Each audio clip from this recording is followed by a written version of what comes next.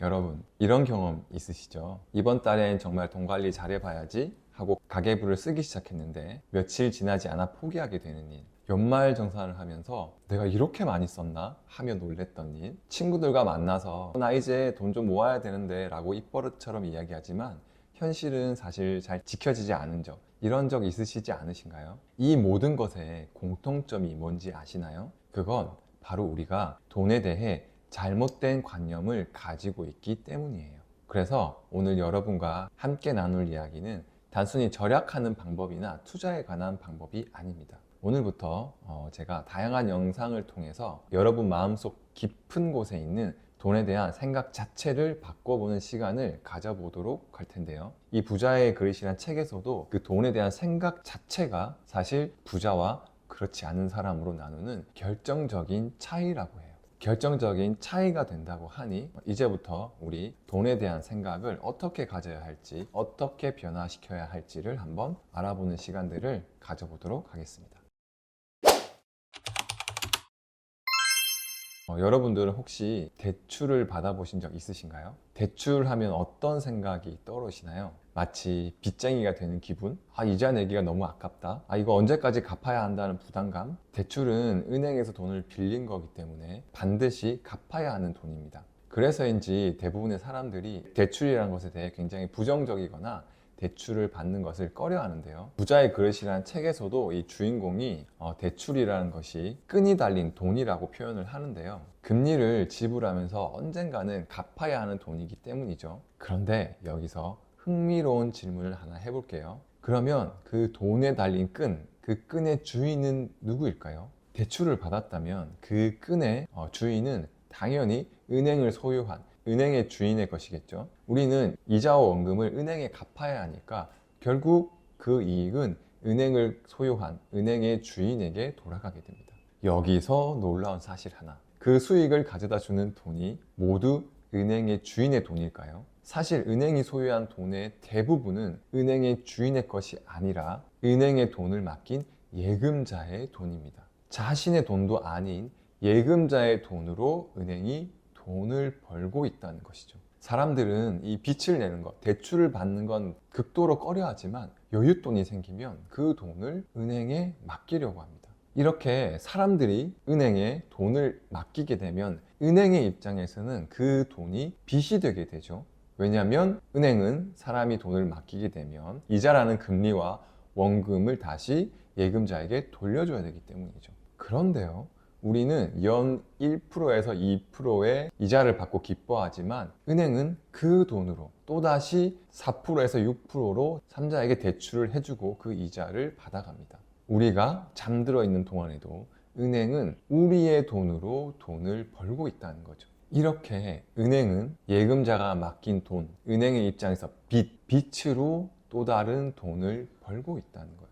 부자의 그릇에 나오는 이 주인공도 은행에서 근무를 했음에도 불구하고 이런 구조에 대해서는 생각해보지 못했다고 합니다. 그러니까 우리 일반인 사람들은 더욱 마찬가지겠죠. 우리는 대출을 받을 때 내가 뭔가 잘못한 것처럼 위축되고 대출 심사에 문제가 있으면 어쩔까 걱정을 하게 되고 빚쟁이가 된 것 같은 기분을 느낍니다. 하지만 진실은 이래요. 내가 빌리는 돈은 은행의 돈이 아니고 은행에 저금한 사람들의 돈을 빌리는 것이죠. 은행은 남의 돈으로 나에게 더 비싼 이자를 받고 있을 뿐인 거예요. 여기서 우리가 생각해 봐야 될 부분이 있는데요. 과연 이 대출, 빚, 이 부채가 정말 나쁜 것이기만 할까요? 우리도 은행처럼 빚을 통해서 돈을 벌 수 있는 방법은 없을까요? 사실 이런 생각이 부자와 그렇지 않은 사람을 구분 짓는다고 해요. 많은 부자들도 사실은 은행과 비슷한 방법으로 더 많은 돈을 벌고 있다는 거예요.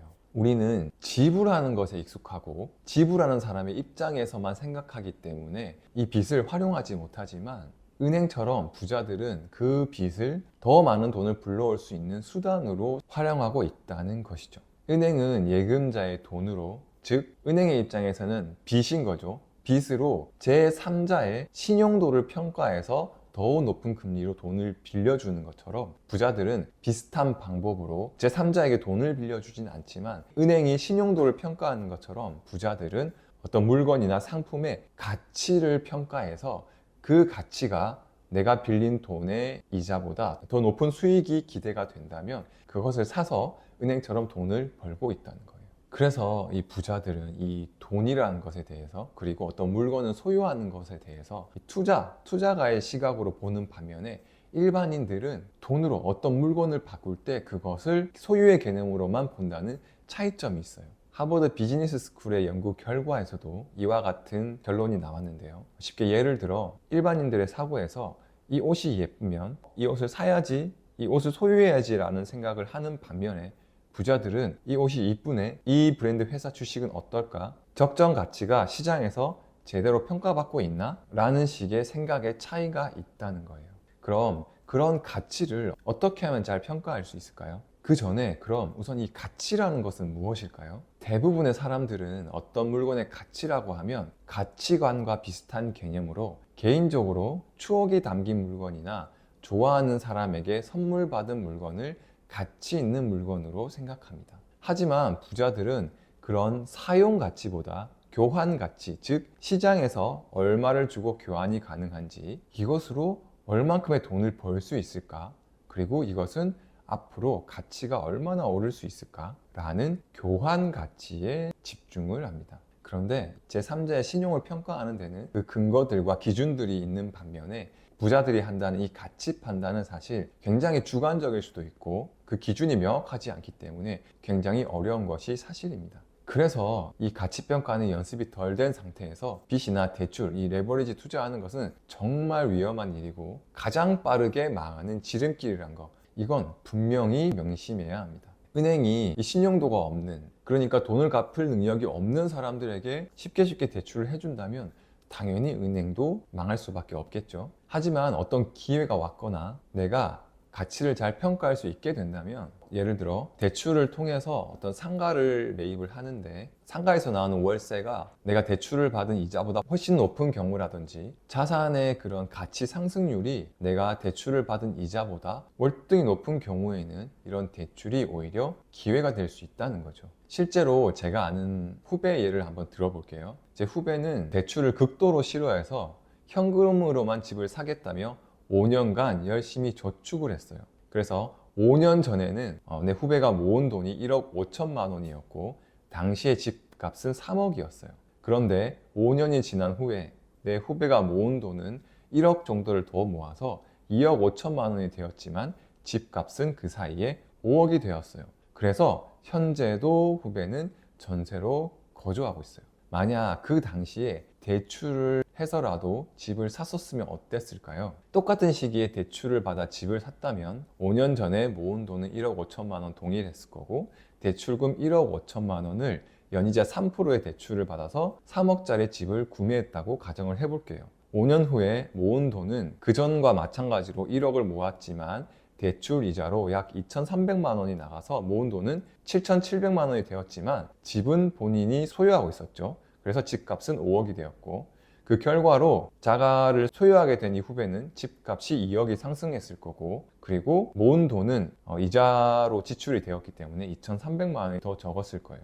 결론적으로는 대출하지 않고 저축한 것 대비해서 후배의 자산은 1억 7천만 원이나 더 많아졌을 거란 거죠. 이렇게 우리는 빚이라는 것에 대해 내가 너무 부정적으로만 보기 때문에 나에게 다가온 많은 기회를 놓치는 경우가 많습니다. 앞에서 살펴봤지만 이 빚이라는 것은 어떻게 보면 투자와 정말 많이 닮아 있어요. 돈을 빌려준다는 측면에서는 거의 똑같죠. 그런데 이 대출이라는 것은 계약을 통해서 그 변제액과 그 기간이 정확하게 정해져 있지만, 이 투자라는 것은 그 변제액에 상한선이 없다는 것만 다를 뿐인 거죠. 그래서 우리도 이 은행이 제3자의 신용도를 평가하는 것처럼 어떤 대상에 대해 가치를 평가하는 능력을 반드시 키워야 합니다. 지불하는 사람에서 받는 사람, 빌리는 사람에서 빌려주는 사람의 마인드로 바꾸고, 어떤 상황이든 어떤 물건이든 그 가치를 평가해보고 실제로 가치가 어떻게 변해가는지를 관찰해 본다면 가치를 평가하는 능력이 점점 올라갈 것이고, 그 능력이 올라가는 만큼 돈을 벌 수 있는 기회도 훨씬 더 많아질 겁니다. 이제는 여러분의 돈에 대한 관점을 바꿔야 될 시기입니다. 가난한 사람들은 돈을 지출하고 부자들은 돈을 투자한다고 해요. 앞서 지금까지 우리는 이 빚, 대출에 대한 그런 시각을 일반인의 시각에서 부자의 시각으로 한번 살펴봤는데요. 지금까지 우리는 대출과 이 빚에 대해서 새로운 시각으로 한번 살펴봤는데요. 은행이 어떻게 다른 사람의 돈으로 돈을 벌고 있는지, 부자들은 어떻게 이 빚을 자산의 증식의 도구로 활용하는지에 대해서 알아봤는데요. 오늘부터 우리도 이 부자의 마인드셋을 가꾸기 위해서 몇 가지 한번 실천을 해보도록 할까요? 그 첫 번째로 소비자에서 투자자로 마인드를 바꿔보세요. 무엇인가를 살 때 이것을 소유하고 싶다가 아닌 이것의 가치는 얼마가 될까? 과연 나는 적정 가치에 이것을 산 게 맞는 것인가? 이런 생각을 먼저 해보는 거예요. 매일매일 마주치는 이 물건들의 시장 가치를 한번 생각해보고 예측해보는 습관 한번 길러볼까요? 두 번째로 가치평가 능력 키우기. 지금 우리 사회에서 또는 내 주위에서 가장 이슈가 되는 것들이 무엇인지를 알아보고 그것들이 시간이 지남에 따라 가치가 상승하는지 아니면 잠깐 인기가 있다가 금세 사라지는지를 한번 살펴보는 거예요. 그 과정에서 지속적으로 인기가 있는 것과 잠깐 인기가 있었다가 없어지는 것의 차이점이 무엇인지를 내가 생각해보고 그것에 대해서 내가 뭔가 판단을 내리는 것이 굉장히 도움이 많이 되실 거예요. 그리고 마지막이 빚에 대한 두려움 극복하기입니다. 대출은 무조건 나쁜 것이 아니라 잘못 사용하기 때문에 나쁜 거예요. 우리가 칼에 손이 베이거나 불에 뒤었다고 해서 그 칼과 불이 나쁜 게 아니잖아요. 그것을 어떻게 사용하는지가 가장 중요한 것이죠. 여러분, 기회는 준비가 된 자에게만 온다는 말이 있습니다. 여러분이 지금까지 안전하다고 믿어왔던 그런 저축이 인플레이션과 집값의 상승을 절대 따라갈 수가 없어요. 이제는 돈을 쓰는 사람에서 돈을 벌게 하는 사람으로, 가격만 보는 사람에서 가치를 판단할 줄 아는 사람으로, 빚을 두려워하는 사람에서 빚을 도구로 활용할 줄 아는 사람으로 생각의 프레임을 바꾸자고요. 이 작은 변화가 10년 후에는 여러분의 인생을 완전히 바꿔놓을 것입니다. 부자가 되는 것, 그것은 선택입니다. 여러분은 오늘 그 선택을 하시겠습니까?